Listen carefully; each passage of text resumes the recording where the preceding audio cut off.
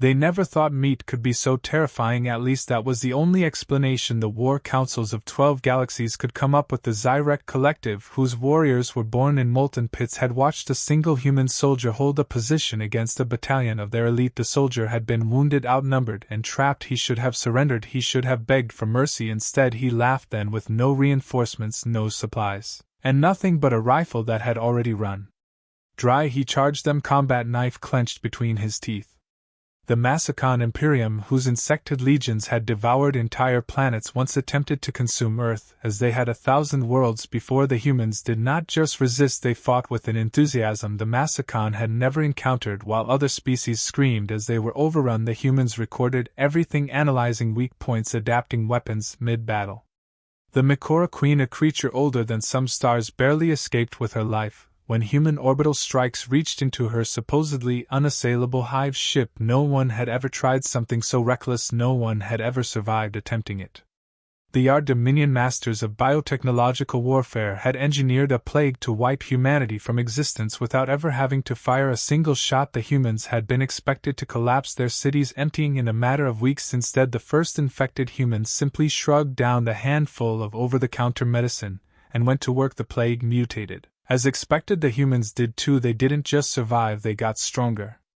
The Vok marauders, whose war cries had shattered the spirits of 1,000 worlds, found themselves on the receiving end of something they did not expect: a human marching tune sung in perfect harmony by an entire division of soldiers advancing toward them with an almost casual stride. The Vok, for the first time in their history, turned and fled before a single shot was fired.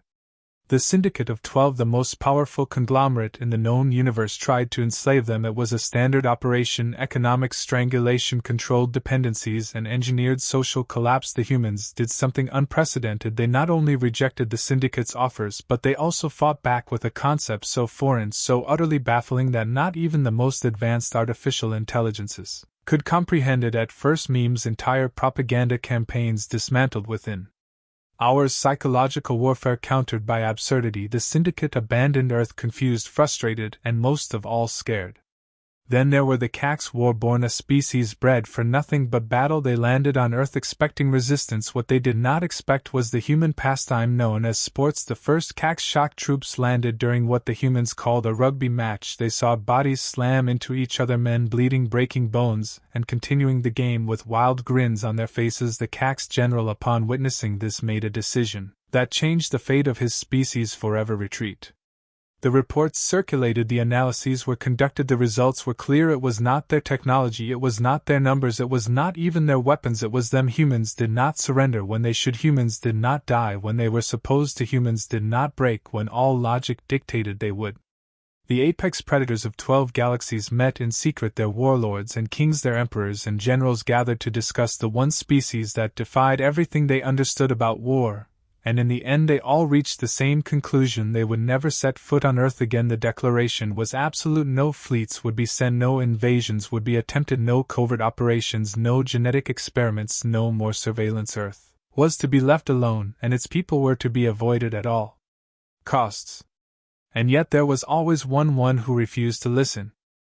One who thought they were different, one who believed they could do what 12 of the greatest civilizations in the universe could not. His name was Zarek Tun, a warlord of the Zyrek Dominion. He had been absent when the pact was made, leading a campaign against the Theic brood, one of the few species still foolish enough to resist his rule. By the time he returned, the decree had been written, agreed upon, and accepted by all. The mighty fleets of the warlords had withdrawn from Sol's borders, and humanity remained untouched. Zarek Tun was not pleased. Cowards, he thought. He had fought in 1,000 battles, led conquests across 3 galaxies, and burned worlds to cinders for less than a minor insult, and now the greatest warriors and conquerors in the known universe were tucking their tails and running over humans. It was unacceptable. Zarek Tun was not a strategist, he was not a scientist or an intelligence officer, he was a warrior, and to him warriors did not fear lesser creatures, and so he did what no one else dared to do. He sent a fleet. It was not an armada, not yet. He was not a fool. He had heard the stories. Even if he did not believe them, he did not send his finest soldiers, nor did he commit his personal guard. Instead, he gathered a force of 10,000 battle-hardened mercenaries, ruthless killers with no allegiances, no fear, and no mercy. They would land, they would test the humans. And they would return with proof that all the others had been wrong. When the fleet entered the Sol system, there was no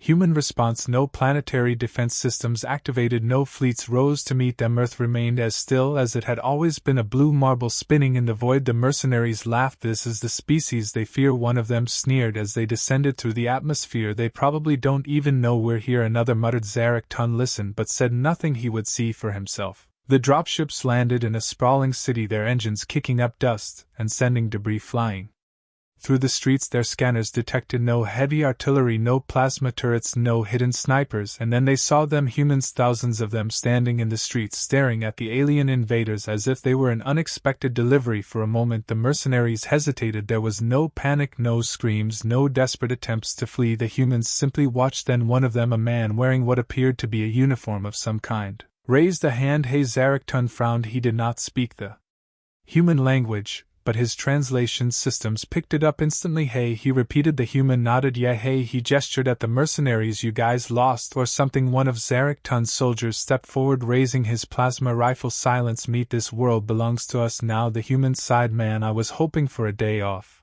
And then everything changed. The first shot came from the rooftops, a single crack of gunfire. The mercenary, with the raised weapon, collapsed. His armor shattered, his body motionless. Then chaos figures emerged from alleyways, from doorways, from windows. Some held weapons, old, outdated, but somehow just as deadly as any plasma rifle. Some wielded bats, pipes, and knives, but what unsettled the mercenaries the most was their faces. They were smiling. Zarek had fought many wars. He had seen death and destruction on a scale few could comprehend, but never in all his campaigns had he seen a species enjoy a battle. The humans did not fight like prey, they fought like predators who had been waiting for this moment their entire lives. And worst of all, they weren't taking the invaders seriously. A squad of mercenaries attempted to retreat, only to find their escape cut off by a group of humans wearing matching shirts with the words "Neighborhood Watch" printed across the front. One of the humans cracked his knuckles. All right, boys, let's show these tourists some hospitality. Zarek had underestimated them, and now he was beginning to understand why everyone else had chosen to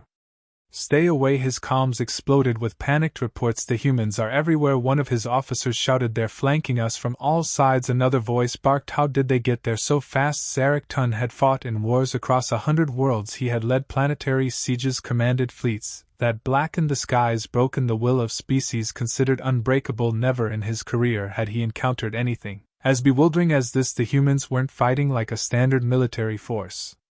There was no rigid formation, no predictable strategy, no retreat to regroup. They fought in a way that defied every rule of war. They fought like they were having fun. One of his mercenary captains activated his energy blade and charged at a human wielding nothing but a crowbar. It should have been an easy kill. The human sidestepped, tripped the mercenary, and slammed the crowbar into his helmet with a sickening clang. The mercenary's body went limp. Another soldier attempted to gun down a group of humans with an automatic plasma rifle, only for them to scatter with unnatural speed, ducking behind cover, weaving through obstacles and laughing. A man popped out from behind an overturned vehicle. He took careful aim with a rifle that looked like it belonged in a museum. He fired a single round. The plasma rifle wielder dropped instantly.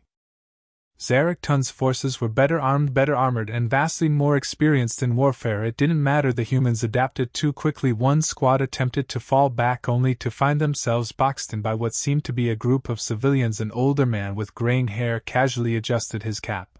"This is our town, boys," he said, "and we don't take kindly to uninvited guests." The squad hesitated for less than 3 seconds before the old man and his group charged. Zarek knew what came next. His forces didn't just collapse. They broke. Some tried to surrender only to be met with unimpressed stares.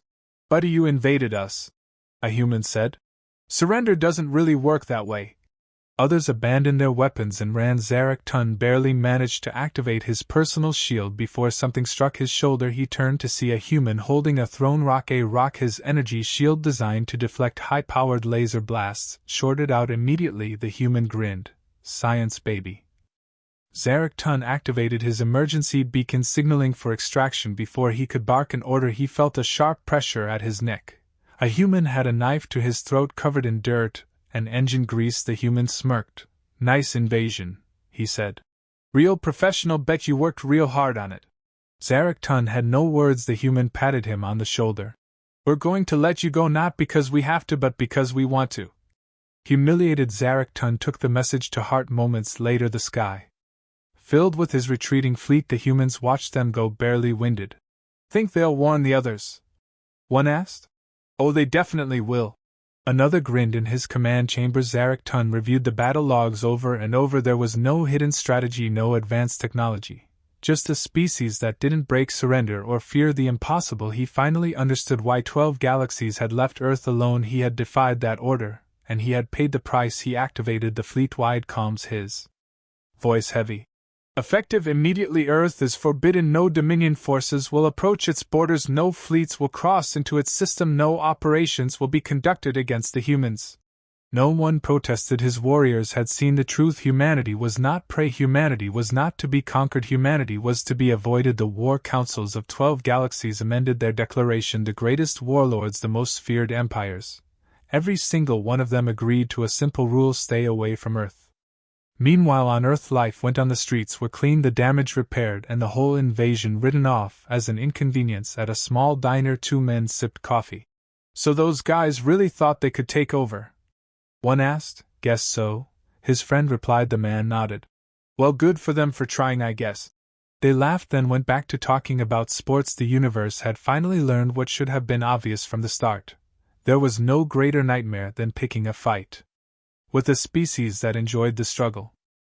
The universe had learned its lesson. Earth was untouchable. Humanity was not to be trifled with. The warlords of 12 galaxies had agreed to an unbreakable truce. No fleet, no army, no empire would ever dare approach the Sol system again. And yet some lessons were not learned easily, for in the dark reaches of space there were those who still believed in conquest. In a hidden war council deep within the core worlds of the Zyrek Collective, a gathering of powerful warlords convened. Each one represented a faction that had once considered itself the peak of military might. Some had been defeated by humanity's sheer resilience. Others had only heard the whispers of Earth's terrifying strength. One warlord, a Massacon Imperium general named Draxus Vox, stood and slammed his armored fist onto the table, his reptilian features twisted into an expression of disdain.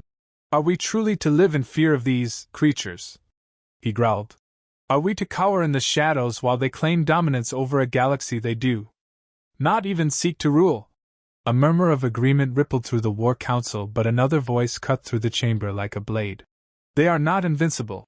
The speaker was High Admiral Korvac of the Vok Marauders, a pirate lord whose fleets had raided the edges of galactic civilization for centuries. We have only seen a fraction of their strength. We have seen them fight in their own cities against an uncoordinated, ill-prepared force. That does not mean they can challenge the true masters of war. A flickering hologram materialized above the table. It displayed a heavily armored battle station, one of the Cax shock troops' deep space war platforms. The Cax were known for their brutal efficiency and overwhelming numbers. The humans have not yet been tested against true military doctrine, Korvac continued. If we deploy overwhelming force, if we deny them the ability to scatter and fight like cornered predators, they will fall just like any other species.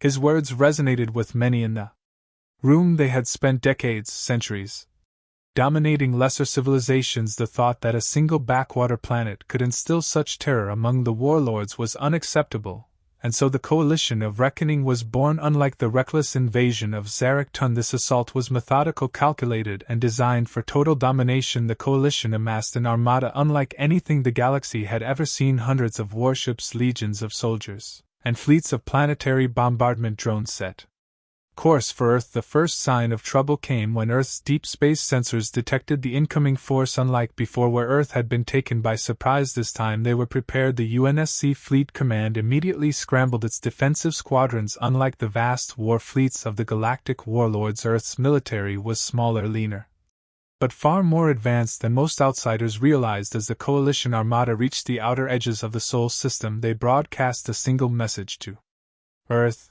surrender. No threats, no demands, just a simple, arrogant command. Humanity's response was equally simple. A single voice, calm, almost amused, replied through the comms: you first.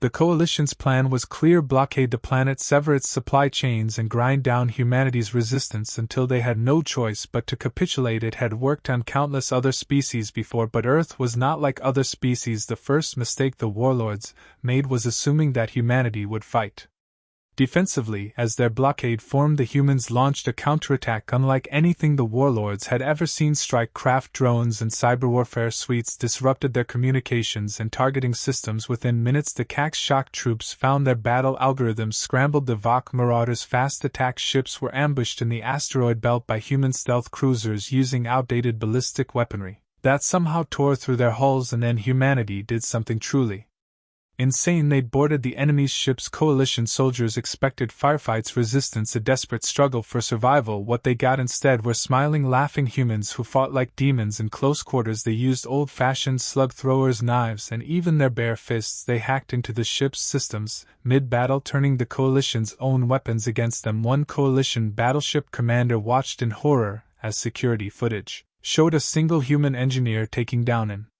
entire boarding party using only a wrench, and an unhealthy amount of spite as the battle dragged on. Something even stranger happened. Coalition soldiers, some of the most ruthless warriors in the galaxy, began surrendering in droves, not because they were overpowered, not because they lacked discipline, but because they realized something terrifying. The humans weren't even fighting at full capacity. This wasn't their military, these weren't elite super soldiers, this was their civilian population. The warlords of 12 galaxies had believed humanity was a threat because of its advanced tactics, its resilience, its unpredictable combat style. They had never considered the real reason why Earth was untouchable, because every single human, no matter their age or background, was willing to fight, and they enjoyed it. What had begun as a campaign to finally put Earth in its place ended in the most humiliating defeat in the history of the galaxy. The remnants of the Coalition fleet fled in disarray. Their warlords disgraced, their armies shattered. Draxus Vok, the proud general of the Massacon Imperium, sat in his war chamber replaying the battle footage. His claws trembled as he watched humans joking and laughing mid-fight, as if this had been nothing more than a weekend hobby. High Admiral Korvok of the Vok Marauders stood on the bridge of his flagship, staring into the void. He had spent decades terrorizing entire star systems, and yet, in the face of humanity, he had never felt so powerless. Across the galaxy, a silent agreement was reached, one that needed no formal declaration. Earth was off limits forever. Back on Earth, the people went about their day. Streets were repaired, buildings were rebuilt. The entire invasion was written off as a minor inconvenience. At a local diner, a mechanic wiped the grease off his hands and took a sip of his coffee. Across from him, his friend grinned. "So you hear about those aliens?" The mechanic chuckled. "Yeah, poor bastards thought they could take us." His friend shook his head in amusement. "Well, good for them for trying." They both laughed, and then, as if nothing had happened, they went back to talking about sports. The universe had learned its final lesson. There was no greater nightmare than picking a fight with a species that enjoyed the struggle.